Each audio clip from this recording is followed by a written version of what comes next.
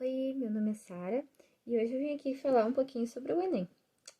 Como vocês podem ver, eu já tô de pijama, já tô no meu quarto, né?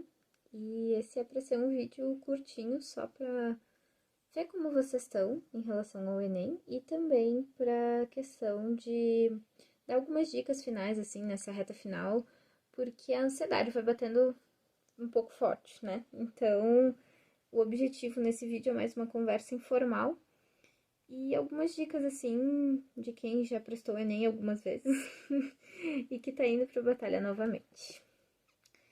Então, vamos começar por como a prova ela é desenvolvida. O Enem ele é uma prova que é desenvolvida para todos os estudantes do ensino médio brasileiro. Ah, se tiver a sombra aqui da ring light que meu namorado me deu, ignorem, tá? Porque é o melhor que eu tô conseguindo fazer no momento, então aos pouquinhos eu vou mudando, vou tentando melhorar. Mas por enquanto é isso aí.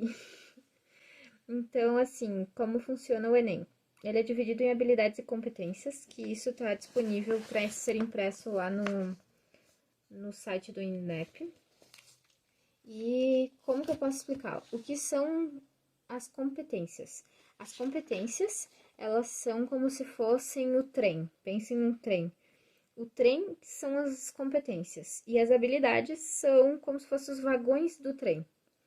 Então, a ideia é sempre conseguir ir crescendo nas habilidades para assim conseguir tirar uma boa nota.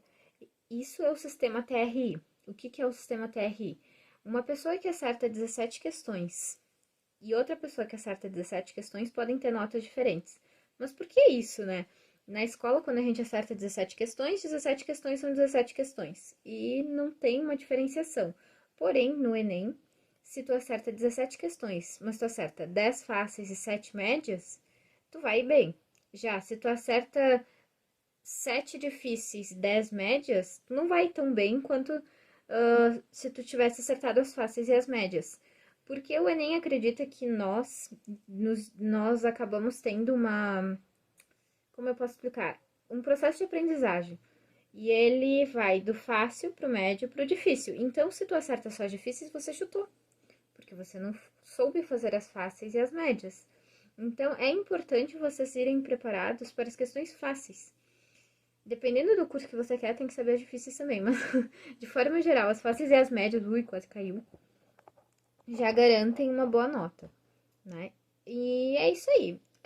Pretendo fazer um vídeo, mas aí mais longo, explicando cada competência, o como que isso é cobrado e, enfim, né? Mas a princípio é isso aí, tendo uma visão meio geral. Para quem não sabe, o Enem ele é feito em 2 finais de semana, que é em 2 domingos, no caso. No primeiro domingo tu vai ter linguagens, que tem literatura portuguesa, inglês ou espanhol. Tu vai ter daí depois 45 questões disso, mais 45 questões de ciências humanas, que é história, geografia, filosofia e sociologia, e uma redação para te fazer. Nessa redação, você vai ter atrás uma folha de rascunho e depois uma folha oficial. Vai vir também junto com a prova um gabarito, e nesse gabarito você vai ter que passar, circular as bolinhas, sabe? Não é circular, é pintar as bolinhas em todas, enfim, tudo. Então é legal a questão de organização do tempo. Como que é a minha estratégia para o primeiro dia? Eu começo fazendo 5 de inglês, porque eu opto por inglês. Depois eu vou ver o tema da redação. Se é um tema legal, fácil, que eu já fiz ao longo do ano e que eu tenho repertório para isso, o que eu faço simplesmente já faço o rascunho da redação e deixo ali. Se não é um tema tão fácil assim, aí eu volto para a prova, faço 10 questões de linguagens e 15 questões de ciências da natureza. Ciências da natureza não, ciências humanas.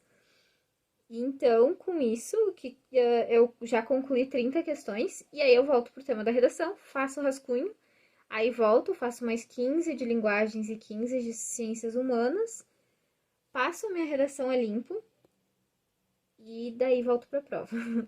Então, assim, eu sempre sou uma pessoa que tem um probleminha com o tempo, né, em relação à prova, eu sempre sou a última aluna a sair. Então, se tu me vê no Enem, provavelmente se prepara, que se é um dos últimos a sair, vai ter que ficar me esperando. Mas, assim, qual é a minha estratégia? Eu começo fazendo as questões fáceis depois eu vou para as médias e depois eu vou para as difíceis, se eu tiver tempo. Caso eu não tenha tempo, a gente relaxa porque a gente precisa acertar as fáceis e as médias. Então é importante ter alguma estratégia para a prova e é legal você já, tipo, ter essa estratégia antes mesmo do dia. Porque se tu deixar para descobrir qual é a tua estratégia no dia, pode ser que dê errado. Se você tá fazendo como treineiro, vai firme, treina na hora, é isso aí.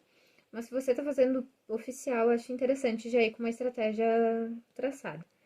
No primeiro dia a gente tem 5 horas e meia e no segundo dia a gente tem 5 horas. A gente começa a prova 1 hora, os portões, não, mentira, 1h30.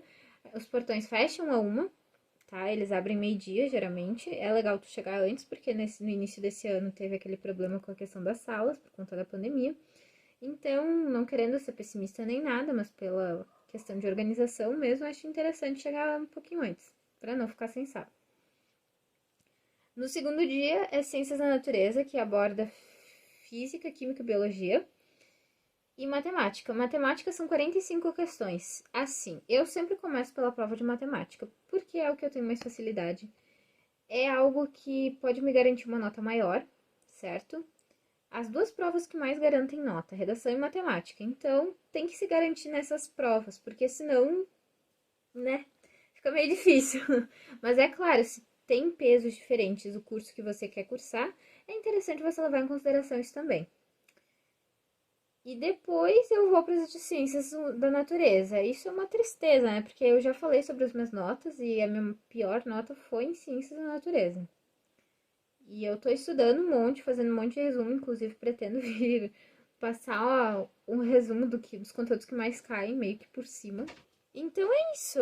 Esse é o resumo de como funciona o Enem. Lembrando sempre que tem que deixar um tempo para passar para o cartão resposta. Só pode caneta azul. Caneta azul. Caneta preta. Não pode caneta azul, não pode caneta vermelha, não pode borracha, não pode apontador, não pode lápis, não pode nada. E pode lanchinhos, né? É bem importante levar água também. E para as pessoas que são muito ansiosas, um chazinho de camomila ou uma água com açúcar já ajuda bastante. Lembrando que deve ser colocado em garrafa transparente, ou seja, tira o rótulo e deixa ela ali. E é isso aí, gente. Eu acho que para quem já faz cursinho, já faz alguma coisa, essas dicas elas chegam a ser meio bobinhas, né? Mas eu sei que existe uma realidade brasileira em que infelizmente ainda é assim e tem uma discrepância muito grande. E por isso eu queria vir dar umas dicas de como fazer a prova e do que fazer, assim, na hora da prova mesmo. Nessa reta final, eu desejo muita calma, muita paciência. Meditem, leiam livros, escutem músicas, assistam filmes. E agora é hora de relaxar, é hora de desopilar, é a hora de não de confiar em tudo aquilo que tu já fez durante o ano. E lembrar que se é tudo aquilo que você não fez, é porque você não tinha como fazer mais. Então está tudo certo. A gente tem que ter muita paciência, muito amor com a gente mesmo e entender que a aprovação é um processo e que a gente está plantando agora para colher lá na frente. Eu espero que tenha ajudado e espero que agora vocês só revisem, só façam coisas mais leves mesmo, porque senão o nível de ansiedade ele vai lá para cima e fica muito ruim. Então, um beijo e até o próximo vídeo. Não esquece de deixar o seu like, de se inscrever no canal e ativar as notificações, me seguir nas redes sociais.